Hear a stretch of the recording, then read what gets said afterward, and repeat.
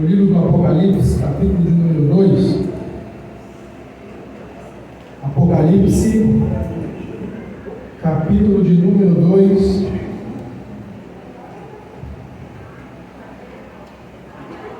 Aleluia. Quantos irmãos acham nesse texto? Eu gostaria de agradecer a todos os irmãos pelas orações, por mim e pela minha família. Já estamos um pouquinho melhor. Eu não estou 100% ainda, por isso eu vou pegar leve.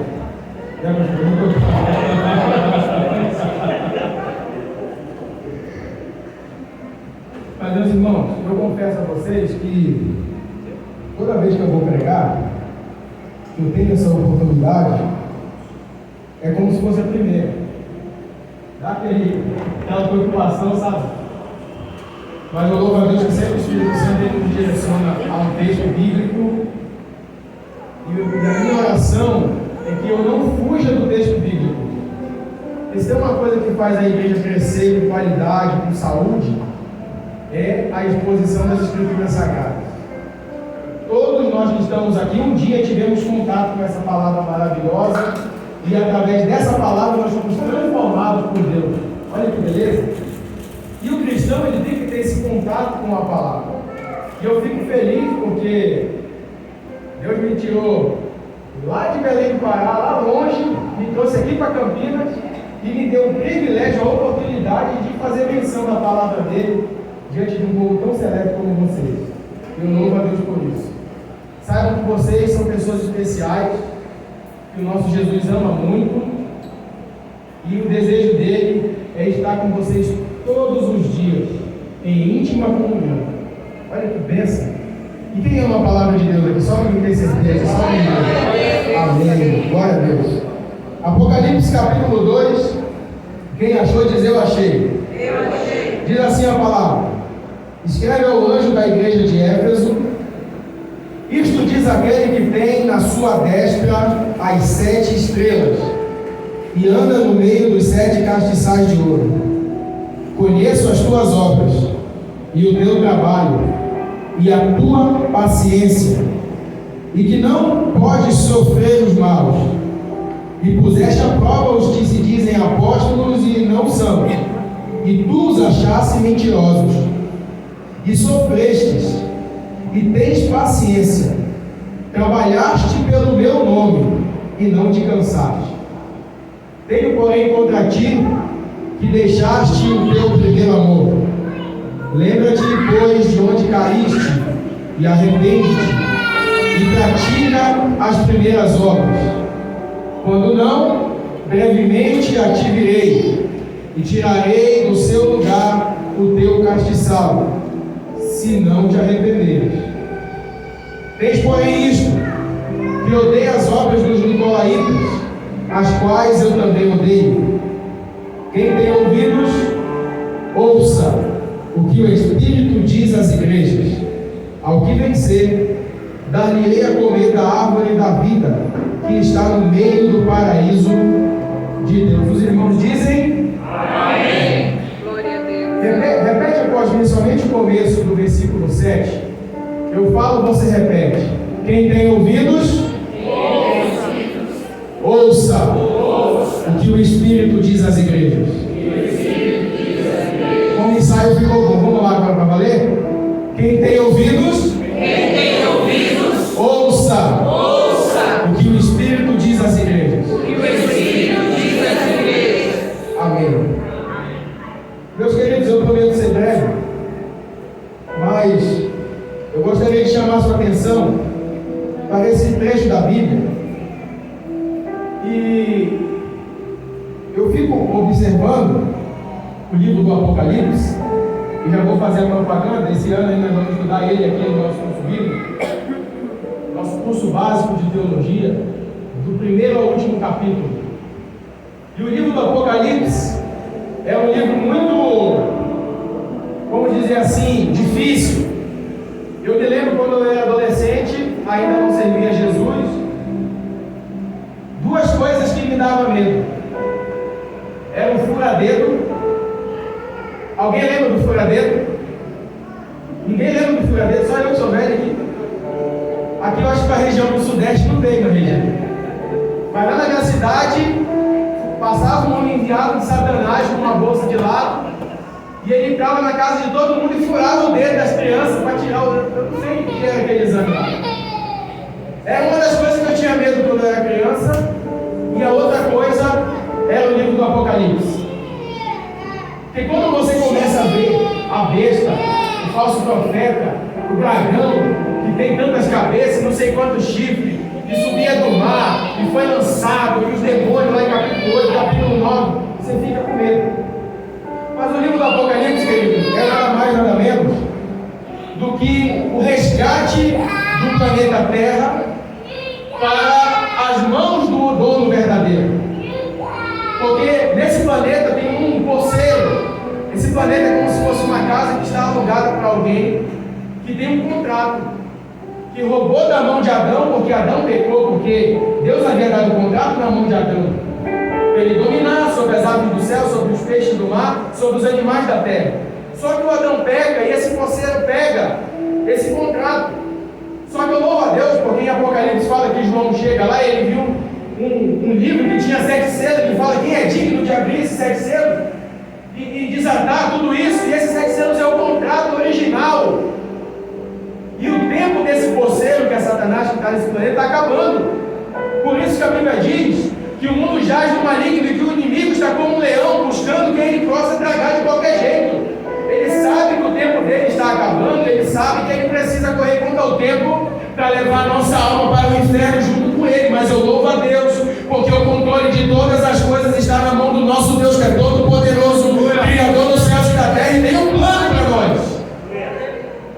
E o Apocalipse vai descrever as aflições que esse mundo vai passar, porque esse inquilino maldito não quer soltar essa casa alugada que é o planeta Terra. O problema é que nesse período de tribulação vai ter algumas pessoas aqui. Nesse período de tribulação tem pessoas que nunca louvaram a Deus, nunca serviram a Deus, nunca deram crédito à nossa pregação e vão ficar. E nesse período que essa terra passar por esse julgamento e por essa toma da propriedade, vai ter gente aqui. E quando você observa do Apocalipse do capítulo 1 ao capítulo 4, já foi cumprido. Do capítulo 5 adiante ainda vai acontecer.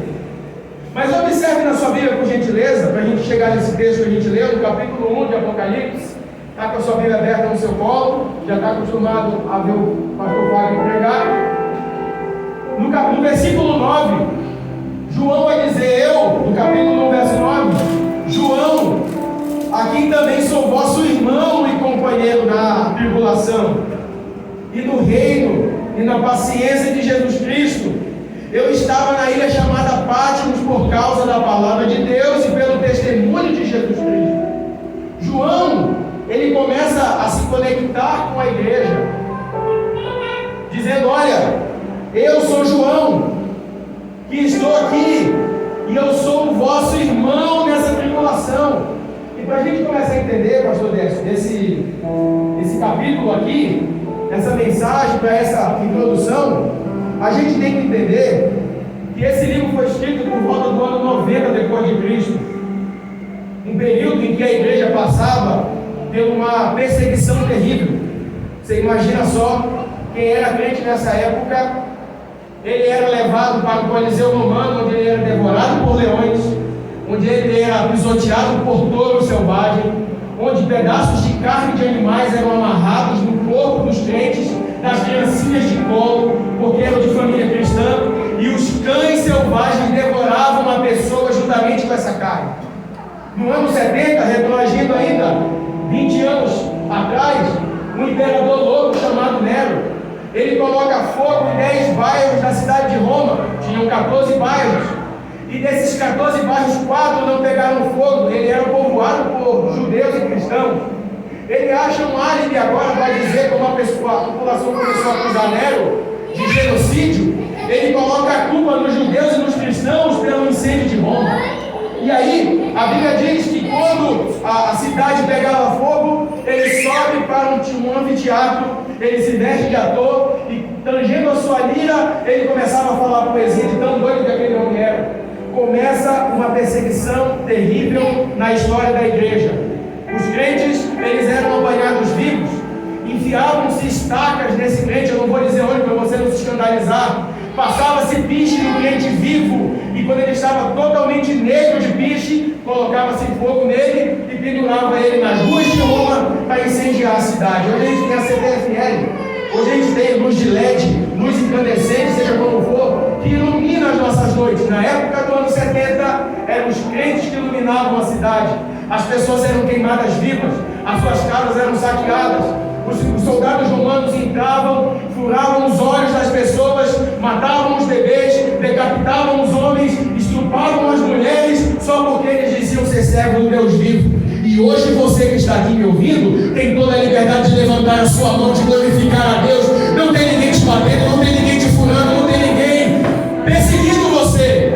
E às vezes a gente entra num culto como esse, e a gente não tem coragem de louvar a Deus e a sua palavra, nem um minuto sequer. Mas nessa época, as pessoas perguntavam: você é crente? Sou crente. Quer negar Jesus? Você pode viver. Eu não vou negar, eu prefiro morrer porque Ele morreu por mim. E se Ele morreu por mim, eu vou morrer por Ele também. Louvado seja. Nesse período, do ano 90 depois de Cristo, já na época de João, se levanta um imperador chamado Domiciano. Esse imperador Domiciano, ele foi o primeiro imperador romano que quis atribuir a si o título de Deus e Senhor. E ele queria que as pessoas se curvassem a ele e prestassem culto como se ele fosse Deus.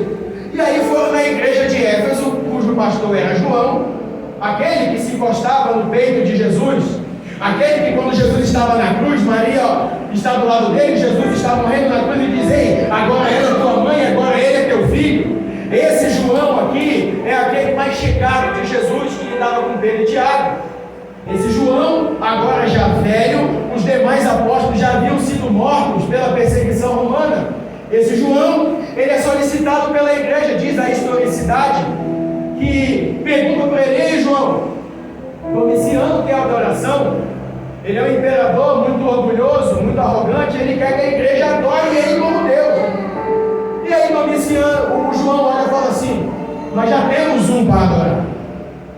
A igreja não adora homem, a igreja adora somente o Deus Criador dos céus e da terra.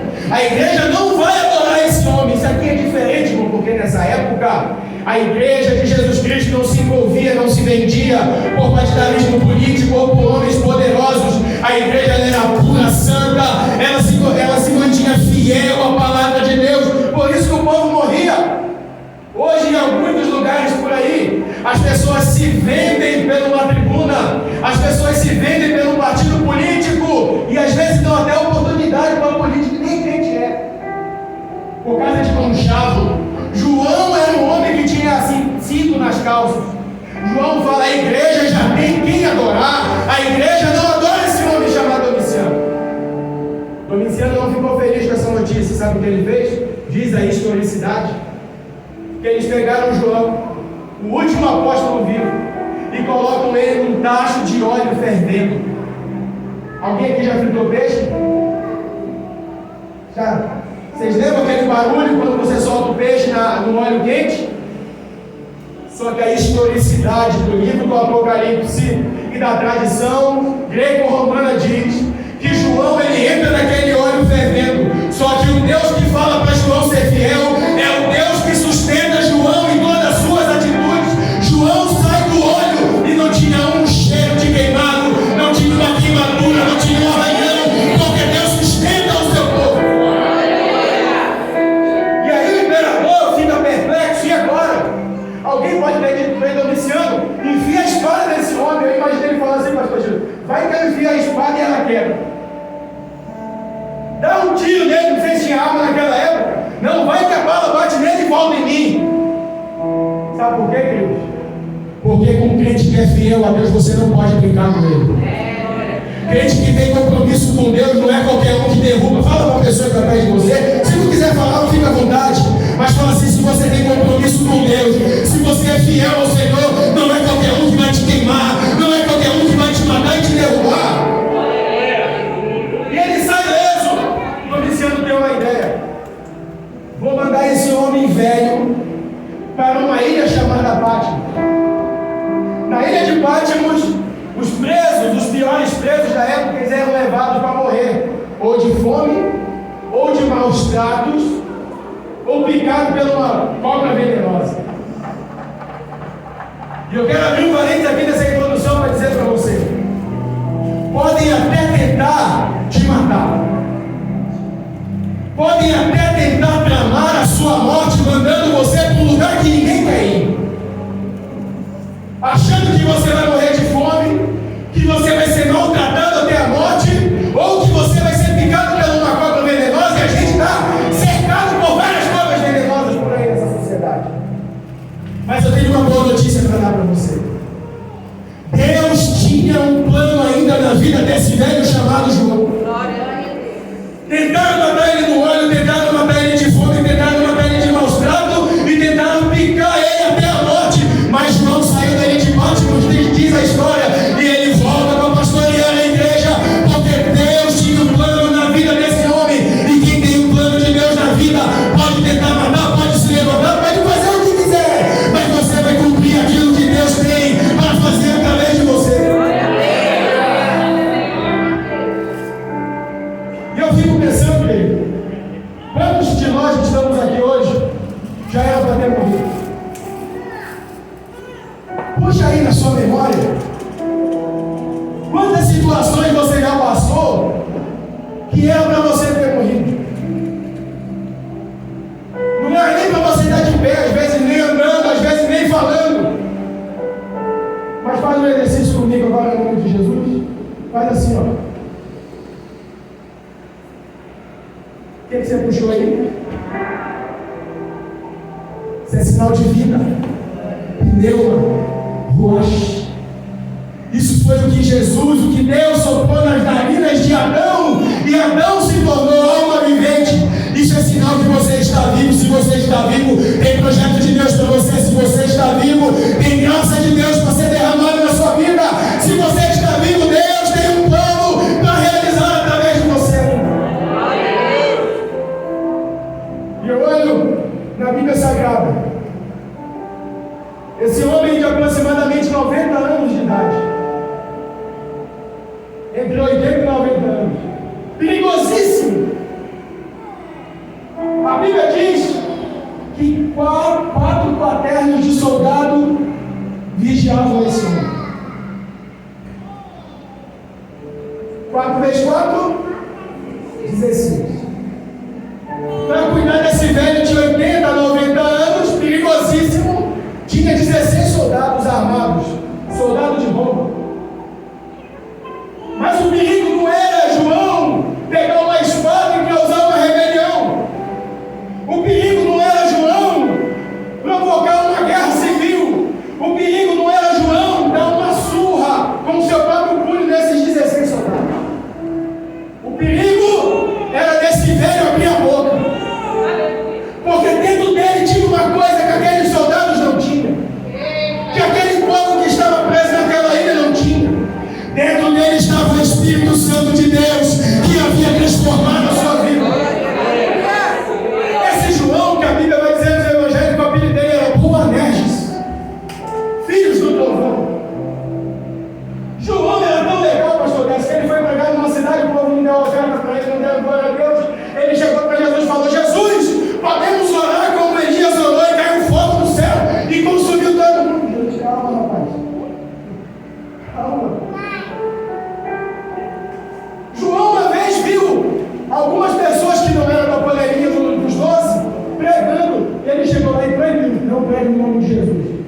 E chegou para Jesus todo feliz e falou: Jesus, eu vi um povo pregando o teu nome e proibi, porque ele não é do nosso. Jesus falou assim: rapaz, não faz isso, pelo amor de Deus. Quem não é contra nós é por nós, deixa eu pregar.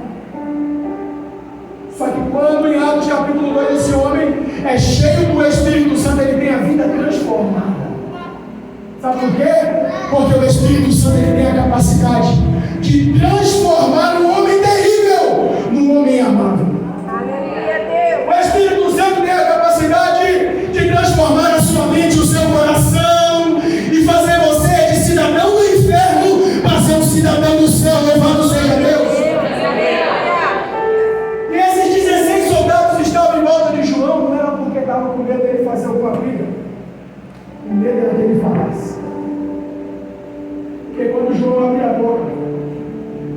é mais ou menos assim: filhinhos, amai-vos uns aos outros.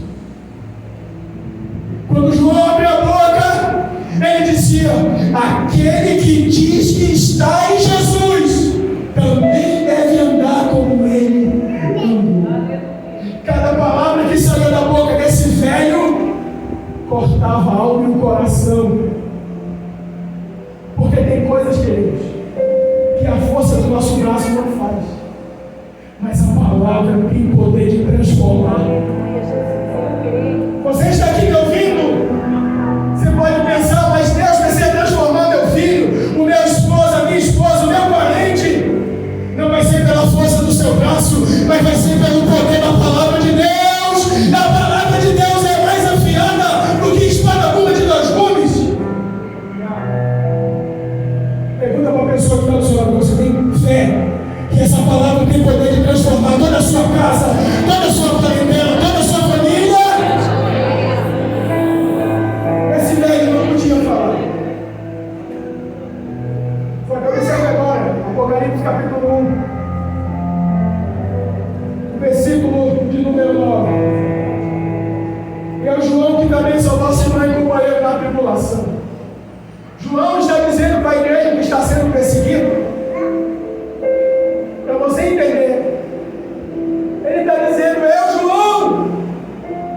Ele não está dizendo eu, apóstolo João. Ele está falando eu, João, pessoa. Além de apóstolo, mais do que isso, eu sou vosso irmão.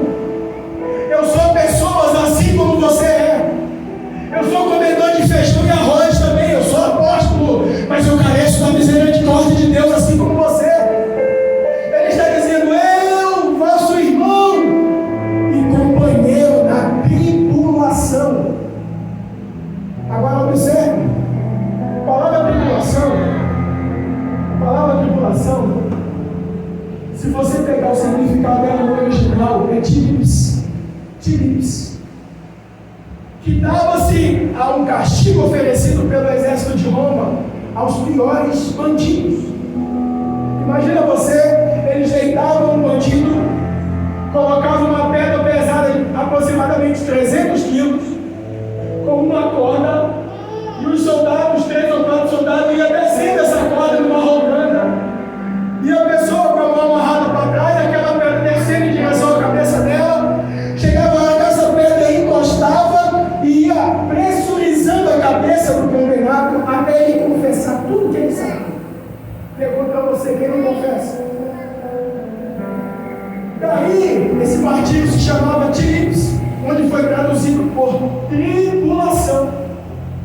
João está dizendo: o mesmo castigo que a igreja está sofrendo, eu sou apóstolo, estou sofrendo também. E estamos juntos nessa. Nós sofremos por causa do nosso Senhor e Salvador Jesus Cristo, porque Ele sofreu por nós um dia.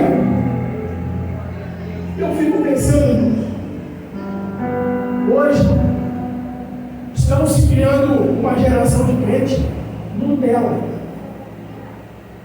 Desculpa a expressão. E alguns irmãos: pastor, se o senhor não cumprimentar ele com a paz do Senhor no final do culto, ele fala assim: pastor não falou comigo, não vou mais na igreja. Se a pastora não respondeu o WhatsApp na hora que quer ser respondido, por conta de algum problema, não quer falar comigo, não vou mais no culto.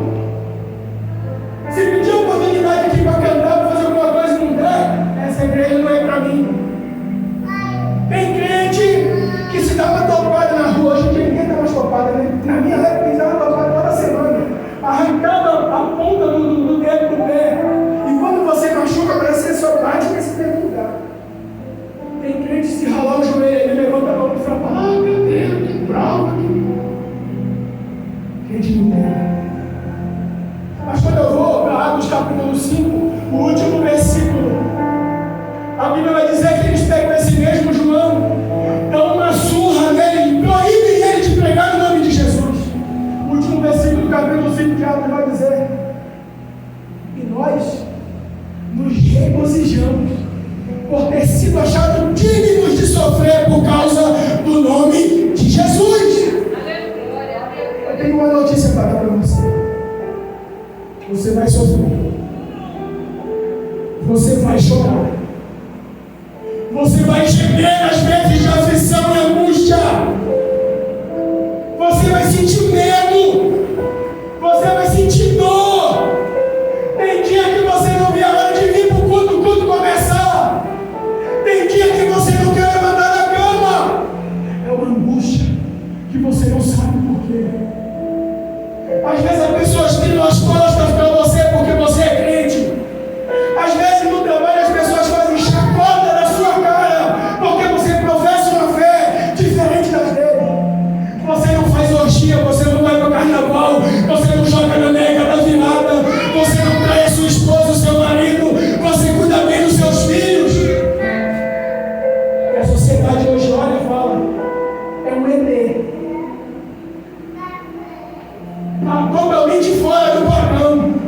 Mas em Romanos 2, Paulo diz assim, 12:2 diz assim, mas transformai-vos pela renovação do vosso entendimento, para que experimenteis qual seja a boa, perfeita e agradável vontade de Deus.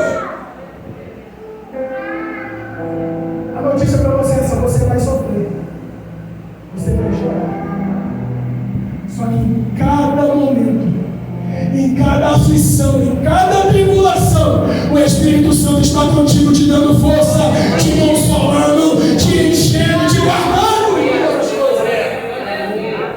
Aleluia! Filipes, e ele continua o versículo 9. Eu estava na ilha de Patmos por causa da palavra e do testemunho de Jesus Cristo. Preciso explicar uma coisa aqui.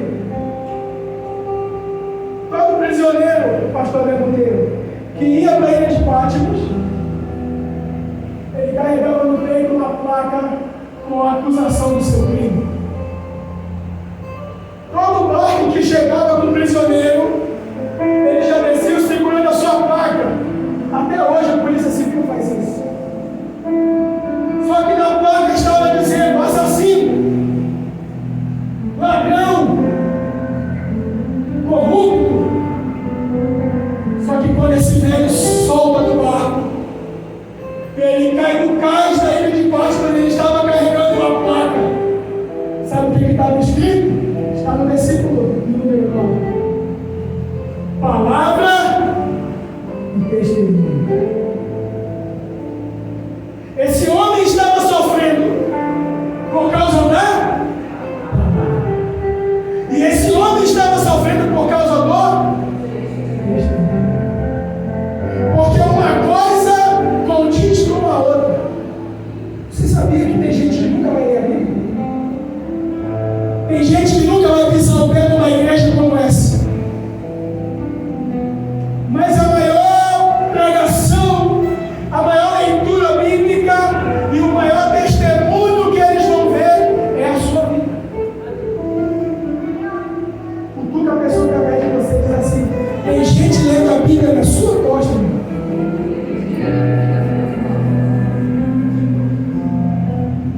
Porque tem gente que na igreja é só glória. Tem umas irmãs na igreja que roda, luta até karatê na hora do ano, faz aviãozinho para vir com gesto, faz tudo. Mas em casa joga panela de pressão no marido, chama de pagano. É um lugar mesmo pro diabo. Só que tem gente que nunca vai pisar numa igreja que está de olho em você. Fala para quem está perto de você. Tem gente que está de olho em você, na palavra e no testemunho. Aleluia.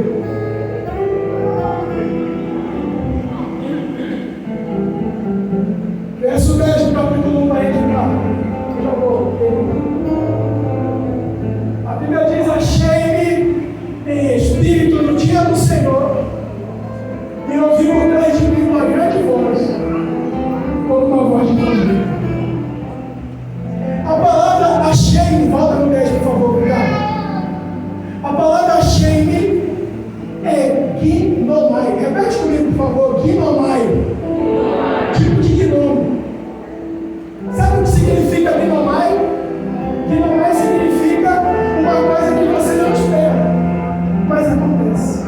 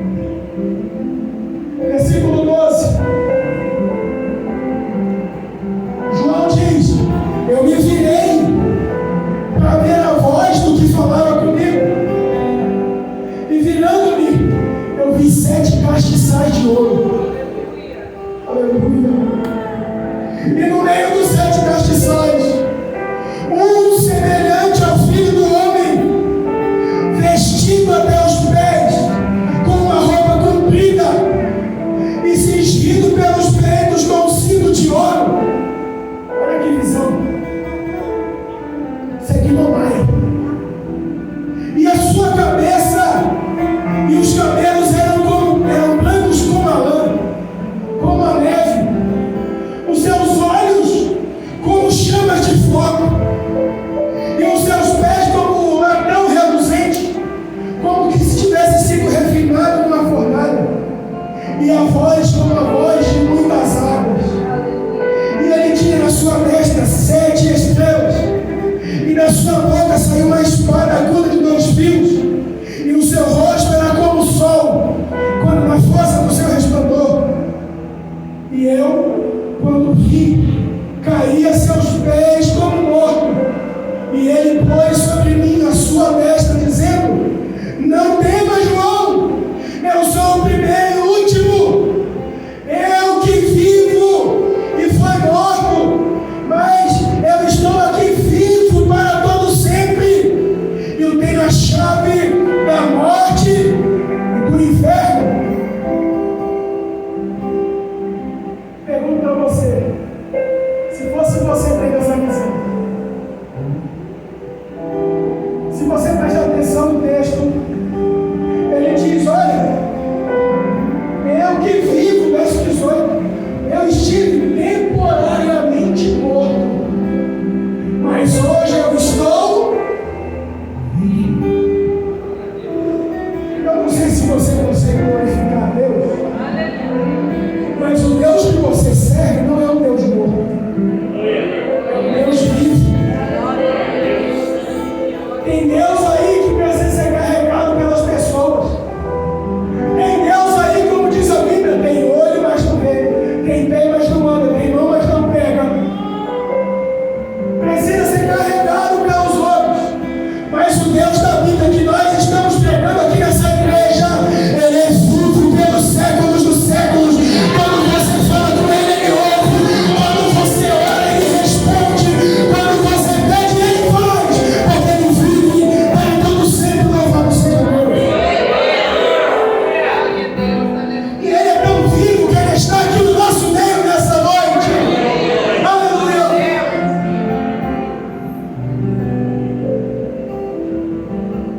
João até agora ele tinha visto Jesus de 2 formas. Ele tinha visto Jesus encarnado, vindo de Maria. Ele tinha visto Jesus ressuscitado. Só que agora ele tem a terceira visão de Jesus. Ele está vendo Jesus glorificado. Eu estou falando aqui para pessoas que vão ver Jesus glorificado.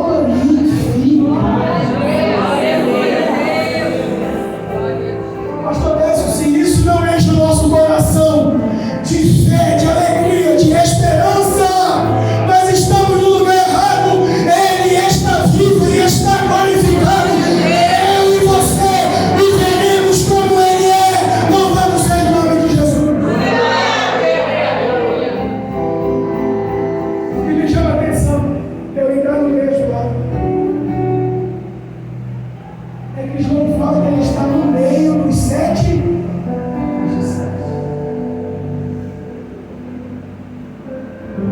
Eu observo, ele não está na frente, ele não está atrás e nem do lado, ele está. Os castiçais representam a igreja, as 7 igrejas do Apocalipse, e Jesus está exatamente no. Sabe por quê? Jesus tem que ser o centro. Jesus tem que ser a evidência. Jesus tem que ser o ponto de contato.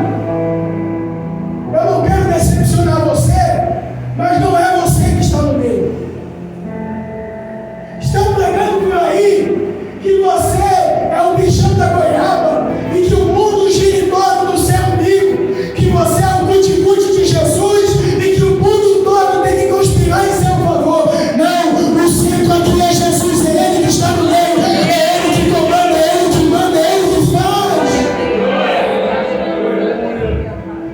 Mateus 17, vai falar que Jesus pega Pedro, Tiago e João e leva para o Monte Tabor. Quando chega lá no Monte Tabor, a Bíblia diz que Jesus começa a brilhar. E ele sobe numa transfiguração. Aparecem lá Moisés e Elias. E Jesus conversa, fala com eles. Quando Pedro, Tiago e João vê essa cena, eles falam assim: que lugar gostoso. Vamos fazer aqui 3 barracas. E a barraca não é uma Pedro, Tiago e João. Era para Jesus, Moisés e Elias. Só que de repente Jesus ele se destaca no meio. E uma voz do céu diz assim: esse é o meu filho, em quem eu me comprazo. A ele ouvi. Os discípulos caem por terra, com medo daquela visão. Jesus chega e fala: não temas. Sabe o que Deus está querendo dizer com isso? O maior representante da lei, Moisés. O maior representante dos profetas, Elias. Eram os top do top da religião judaica.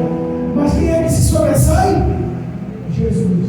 E Deus fala do céu: esse é o meu filho, a ele eu vim. Ou seja, Jesus é um cara. Fala para quem está perto de você: Jesus é um cara. É ele que está no meio, é ele que está no comando, é ele que está no centro. Foi ele que morreu e ressuscitou, e é ele que vai vir buscar a igreja no arrebatamento da igreja. Se Jesus não está no meio, meu irmão, não adianta nada. Infelizmente, no Brasil, existem lugares que Jesus, como ele diz no Apocalipse 3, que eu estou à porta, se deixar entrar, ele não mete o pé na porta. Tem lugar que Jesus está lá fora.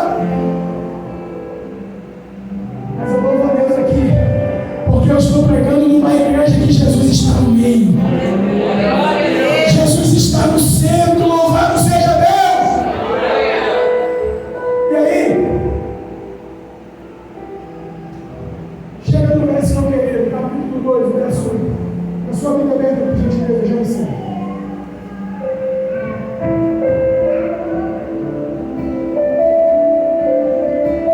Essa igreja de Éfeso, ela começou a ser pastoreada pelo jovem Timóteo, de 17 anos de idade. Só que a igreja de Éfeso, ela tinha uma cultura greco-romana. Dentro da igreja de Éfeso, tinha o templo da grande deusa Diana para os romanos, e para os gregos ela é conhecida como Ártemis. E a economia de Éfeso girava na venda dos mistos. Sabe aquele santinho que o pessoal vai na procissão do santo lá dentro? Tem aquela parte que envolve o santinho? O lucro dessa cidade vinha desses mistos da deusa Diana, ou Ártemis para os gregos. De repente chega um homem doido lá, chamado Paulo. Paulo começa a pregar dizendo que Jesus salva, batiza, liberta, ele enche do Espírito Santo e leva para o céu.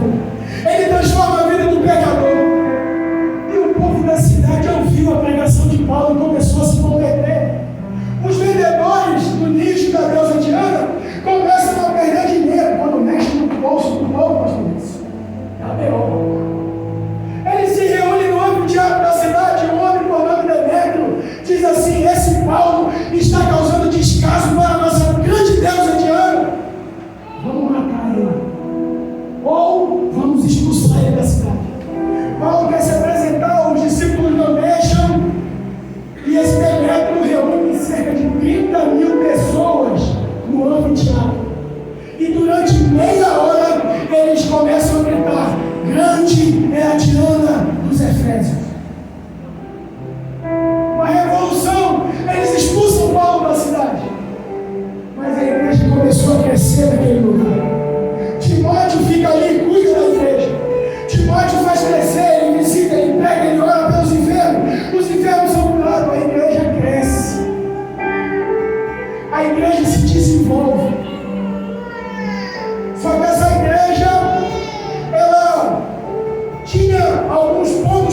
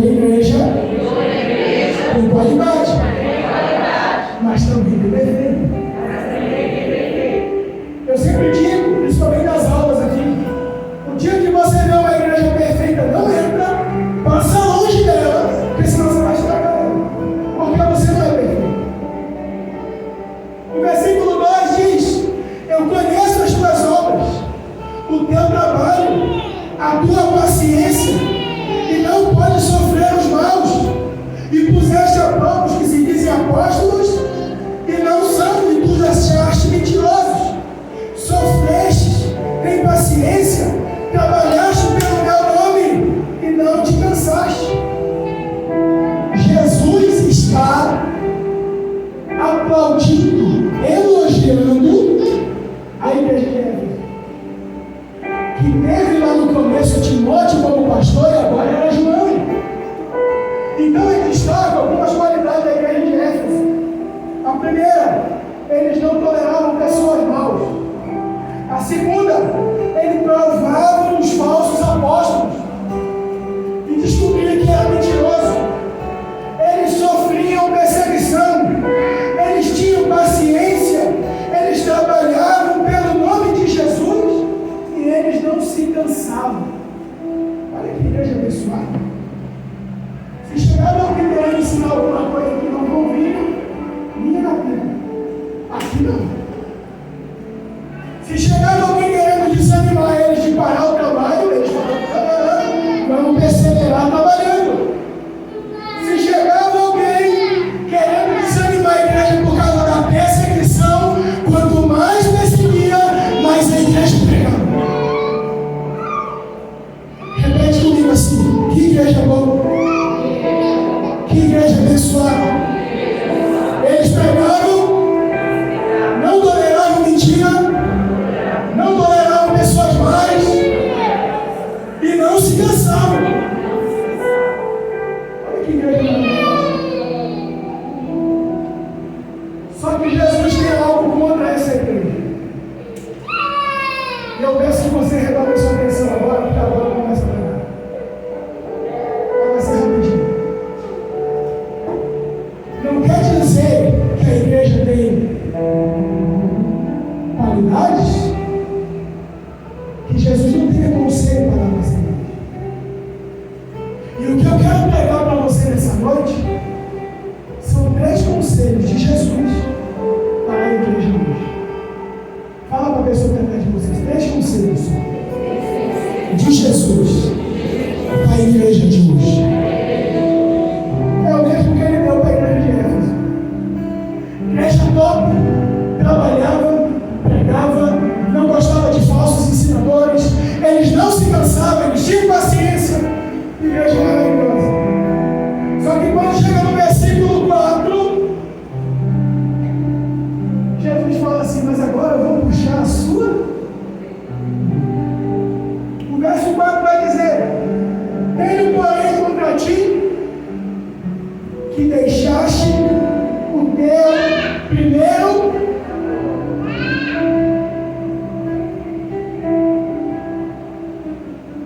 Jesus só estava elogiando. Agora eles estão pensando. E porque essa igreja de Israel tem essa falta, Jesus dá 3 conselhos. Eu já vou explicar os 3 que ele disse. O que é deixar o primeiro amor? Percebam, irmãos, que a Bíblia vai dizer, a igreja não perdeu o primeiro amor.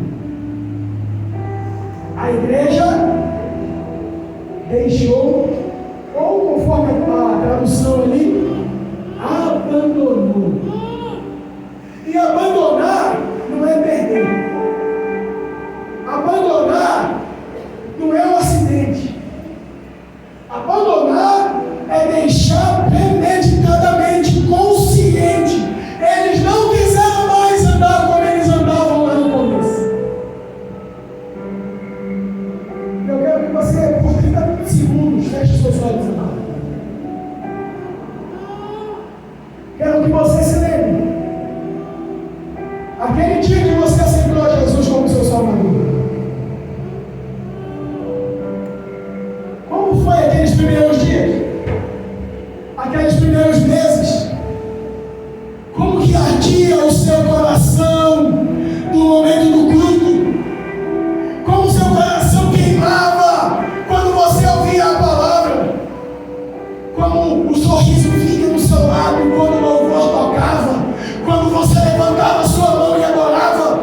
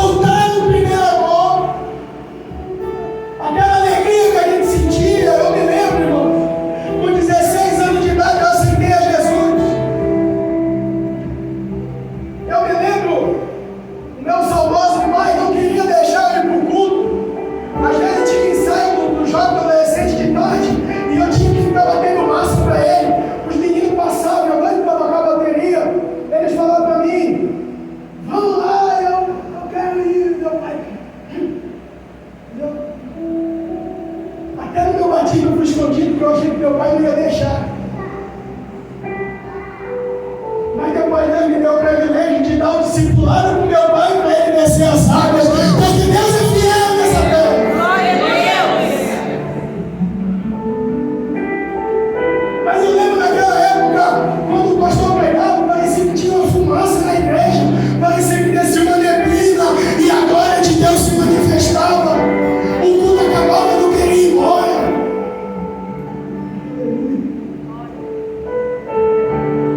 Essa igreja de Éfeso era uma igreja ativa, era uma igreja que fazia, acontecia, tinha programação, tinha tudo.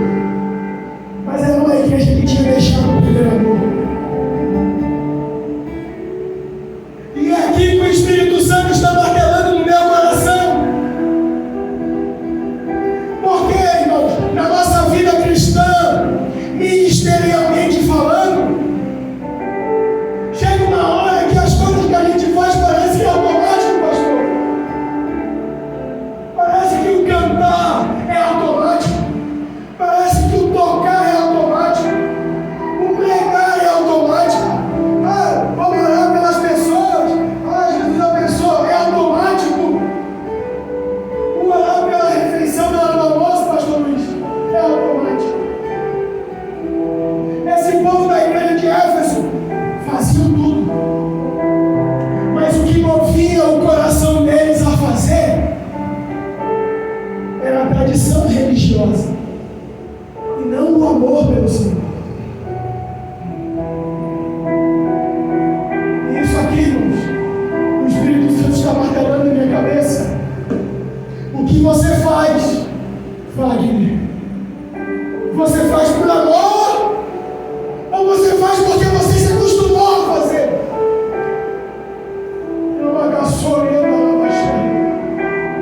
Deus não precisa de robô. Deus precisa de pessoas que amam a sua obra e temem a sua palavra.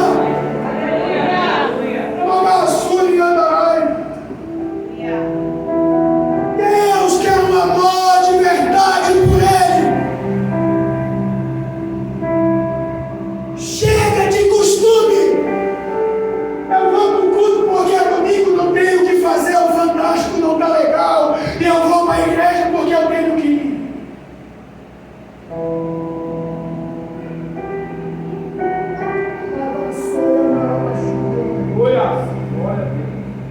Jesus chama os discípulos não para servir a Ele, mas para estar com Ele. Jesus está com saudade da sua voz embarcada, chorando de madrugada no pé da cama, dizendo: Jesus, tem misericórdia de mim, porque sem a tua presença eu não consigo dar um passo. Nós estamos vivendo os últimos dias da igreja na face da terra, e Jesus vai voltar para buscar uma igreja que anda no amor de Jesus e não no automático.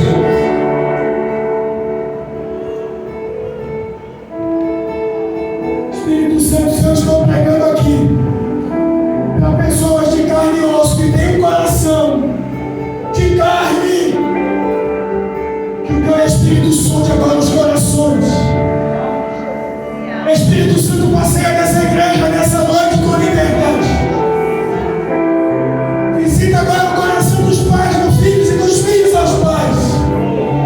Espírito Santo, que a tua palavra, que explanta a cura de dois clubes, corte agora, meu Pai, a mente primeiro, depois o coração.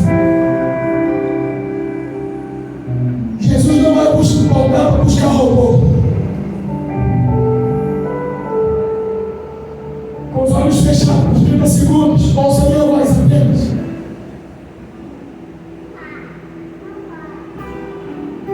E pergunta do Espírito Santo para você nessa noite é: por que você está aqui?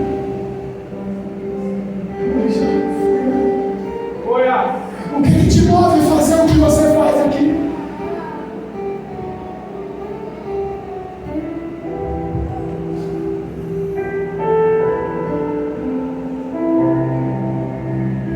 Por que você veio para a igreja?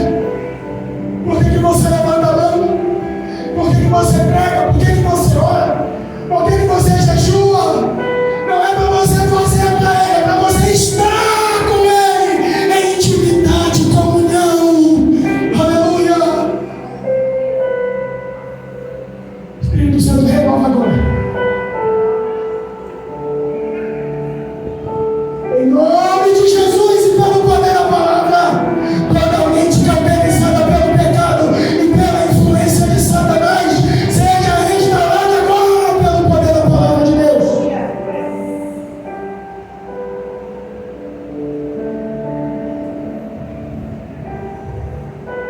Tenho contra ti, que deixaste o teu primeiro amor. Mas Evangelista Sandra, tem gente que faz as coisas para Jesus por causa de dinheiro. Tem gente que faz as coisas na igreja porque é carente, precisa de atenção, precisa ser aplaudido, precisa de tapinha nas costas.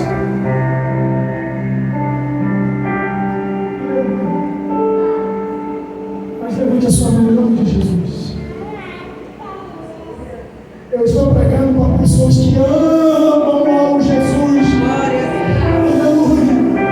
De todo o coração, de toda a alma, com toda a sua vida. Pastor Edmilson,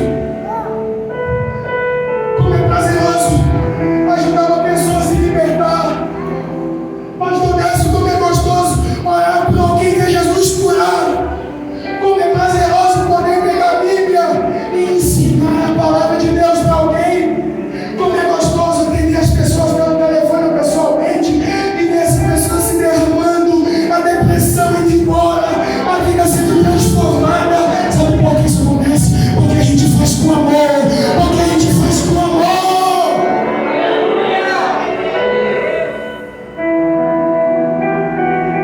Jesus já fez conselho nessa igreja.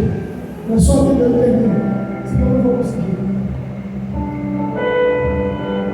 Versículo 5 só.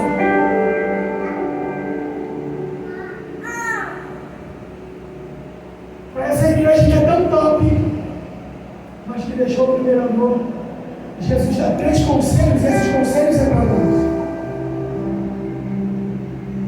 Quando eu não tenho tempo de discorrer, que essa seria a pregação, nos 3 eu vou só citá-los.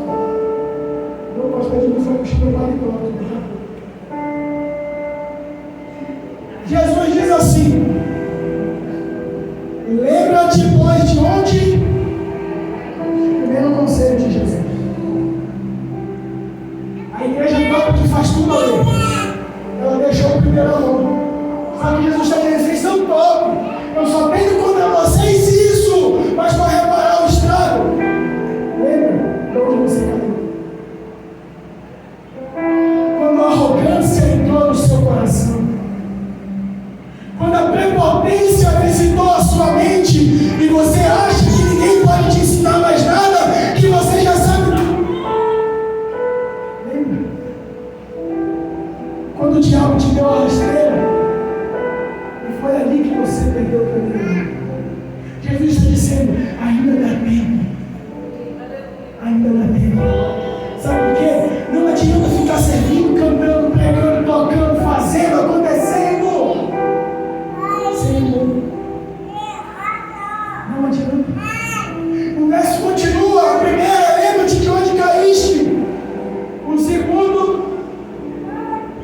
arrepende-te. E arrependimento é diferente de remorso. Porque às vezes a gente erra e a gente não se arrepende, mas a gente tem remorso. E sabe qual que é a prova disso? É que você volta a fazer a mesma coisa. Mas quem se arrepende não faz mais. Porque remorso é diferente de arrependimento. Spurgeon chega a dizer que quem é muito bom de argumento é muito ruim de arrependimento. Tem gente que erra e ele fica: não, mas veja bem, é porque não sei o que, é para isso ou aquilo. Quem pegou mais, Saul ou Davi? Saul desobedeceu o profeta Samuel. O Davi planejou um homicídio e cometeu um adultério. E matou um monte de gente. Só que a Bíblia diz que Davi é um homem segundo o coração de Deus e rejeitou Saul. Porque quando Saul peca, o profeta chega, os bois rugindo, a ovelha berrando. O que está acontecendo? Ela para matar tudo. Aí o Saul fala assim: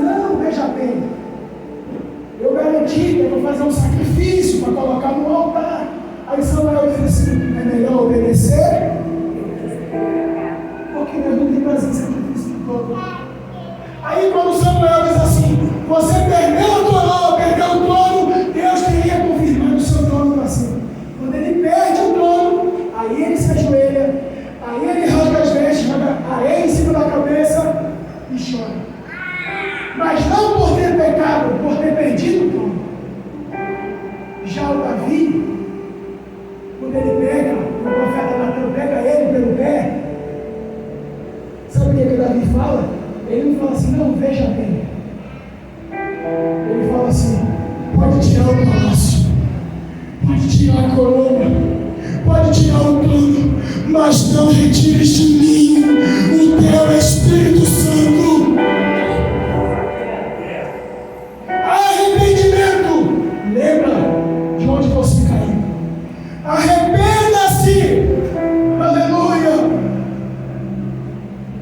E o terceiro conselho, pratica as primeiras horas.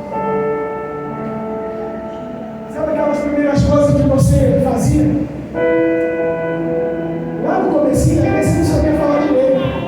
Era mais cheguemos, mais entremos, mais fomos, mais preguemos. Às vezes pegava o microfone ficava assim, a perna ficava assim, mas você fazia com sinceridade. Jesus está dando 3 conselhos para a igreja. Para fazer a coisa com amor e ter resultado que você faz, você tem que voltar ao primeiro amor. E como é que volta o primeiro amor? Lembra de onde caíste. Se arrependa e pratica as primeiras.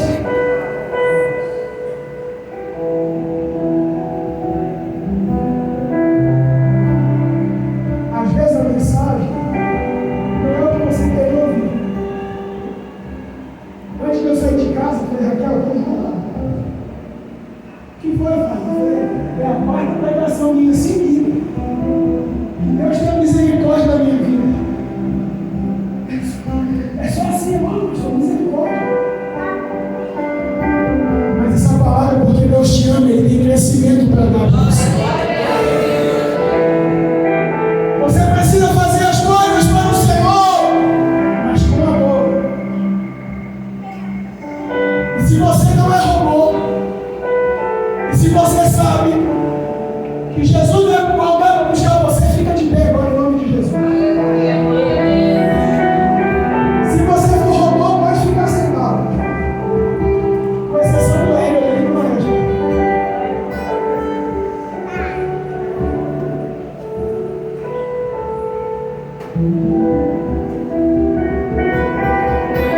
Esses 3 conselhos de Jesus, não são conselhos de Paulo ou de algum apóstolo, é do próprio Jesus.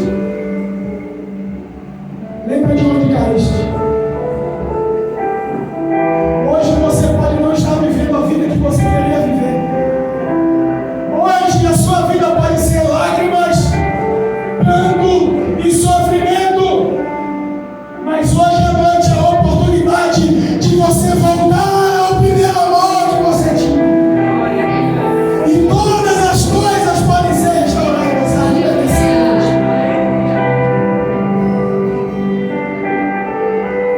Quero pedir que você coloque a sua mão no grupo de louvor, por gentileza, se temos pouco tempo. Uma mão lá em cima e a outra no seu coração. Ele falou aqui, não foi eu que inventei isso, não. Foi o próprio Deus que falou para Moisés. Põe a mão no peito aí, rapaz.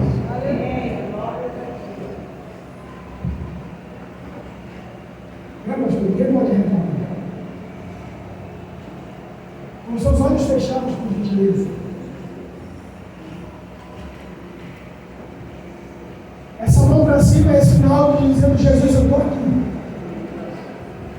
E essa mão no seu coração é para dizer, o meu eu interior está aqui. E conforme nós vamos louvar esse hino, você vai dizer, Senhor, me perdoa pelas vezes que eu fiz as coisas para o Senhor no automático. Me perdoa pelas vezes que eu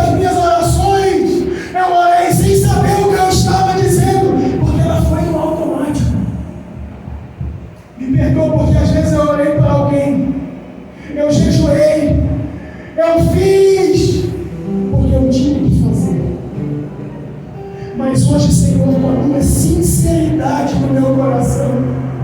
Eu estou aqui. Se você puder, gesticule com a sua mão, Jesus, eu estou aqui. Com a mão que está no peito, você bate no peito e diz: eu sou eu. Cheio de falha, de defeito, de imperfeição. Às vezes eu não sei nem orar. Eu não sei nem o que dizer pro Senhor. Às vezes ninguém me entende. Às vezes as lágrimas rolam no meu rosto, Jesus, e ninguém compreende o que ela significa. Mas eu louvo a Deus que o Senhor está aqui comigo. O Senhor segura na minha mão e me ajuda. Aproveita essa oportunidade agora, irmão. E ore ao Senhor daí onde você está mesmo.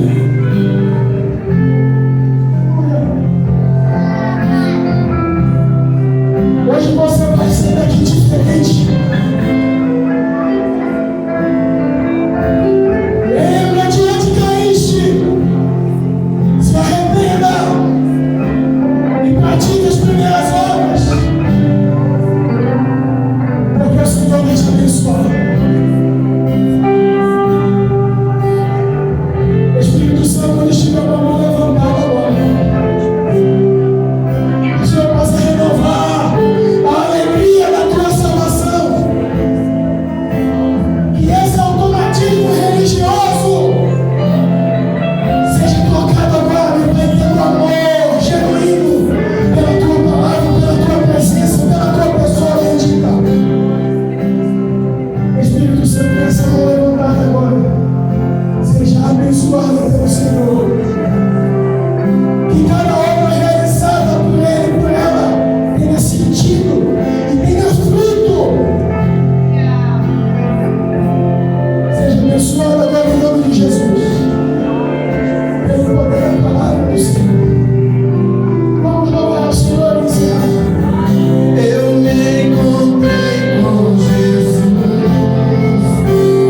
e sua luz encheu o meu ser e me curou e me lavou com seu poder. Eu me encontrei com Jesus e sua luz encheu o meu ser e me curou e me lavou com seu poder. E agora livre estou, completamente sarado. E agora livre estou, completamente sarado, pois seu amor me encontrou, encheu o meu ser.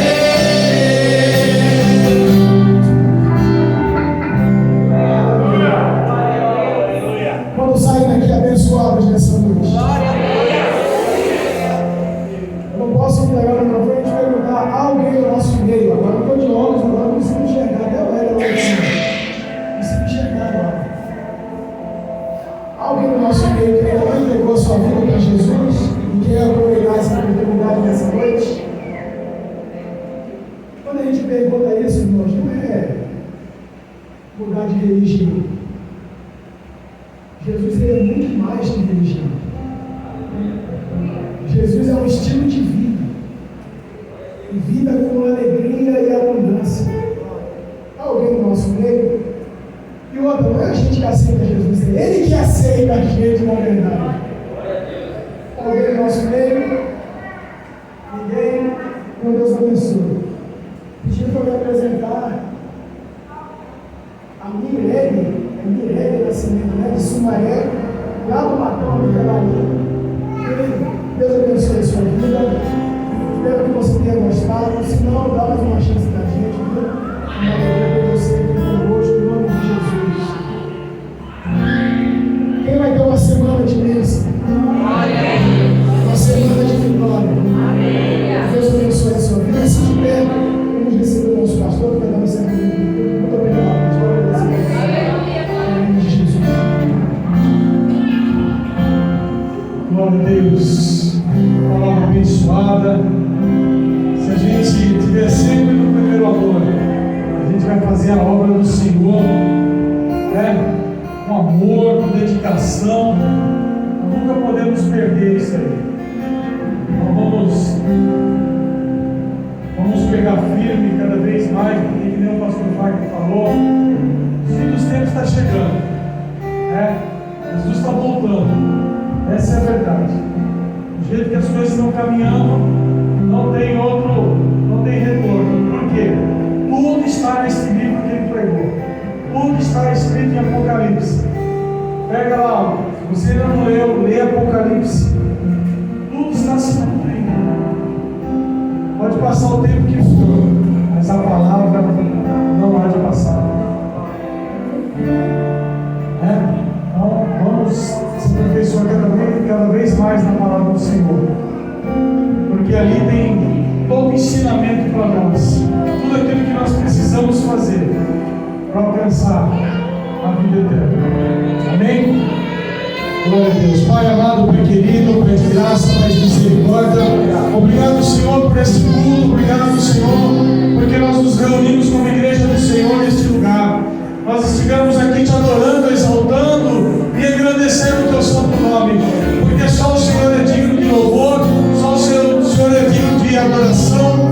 E nós saímos daqui mais fortificados na tua palavra, saímos daqui alicerçados, porque nós queremos caminhar diante da tua vontade e sabemos que a tua vontade está escrita na tua palavra, e que nós possamos ter uma semana abençoada, que o Senhor venha abençoar o teu povo, a casa, os filhos, o trabalho. Abençoa, Senhor, abre portas de emprego, abre oportunidades, abre, Senhor, a visão dos teus filhos, que eles possam ter uma visão de águia, aquela visão que somente através do teu Espírito nós consigamos enxergar aquilo que precisamos, Pai, em nome de Jesus. Pai,